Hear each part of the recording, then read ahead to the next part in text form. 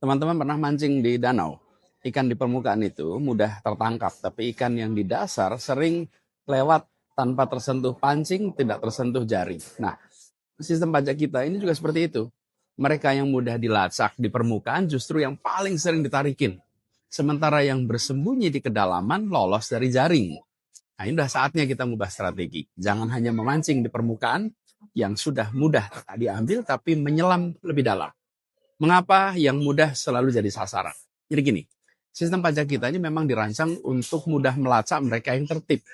Pegawai dengan slip gaji, UMKM dengan pembukuan rapi, pekerja lepas yang rajin laporkan penghasilan. Mereka ini seperti ikan di permukaan, terlihat jelas, mudah dijangkau.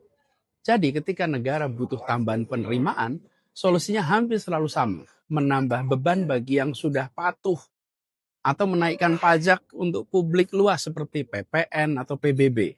Padahal beban ini justru yang paling mencekik kelas menengah ke bawah. Jadi keluhan ini sangat wajar. Tidak heran jika yang patuh justru sering bertanya, sudah tertib kok malah diperas terus. Gaji yang dipotong rutin, belanja yang dikenai PPN, bayar PBB naik. Sementara yang bersembunyi di kedalaman tetap aman-aman saja. Menaikkan PPN atau PBB saat kebocoran masih besar, masih menganga adalah prioritas yang keliru. Yang rugi siapa? Ya rakyat biasa seperti kita-kita semua. Ini sudah saatnya menyelam ke dasar. Nah, di kedalaman ada ikan-ikan besar yang lolos. Mereka yang sengaja menyembunyikan transaksi, memanipulasi faktur, memindahkan keuntungan ke negara lain, itu semua dikerjakan untuk menghindari pajak. Nah, secara global, praktek seperti ini menggerus ratusan miliar dolar penerimaan setiap tahunnya. Lubang sebenarnya itu ada di sana. Bukan di slip gaji, bukan di struk belanja kita-kita semua. Apa yang bisa dilakukan? Ada 3 langkah yang masuk akal. Pertama, permudah yang patuh, persulit yang nakal.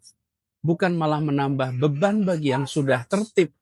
Yang kedua, maksimalkan kerjasama internasional untuk melacak transaksi lintas negara yang selama ini sulit dijangkau.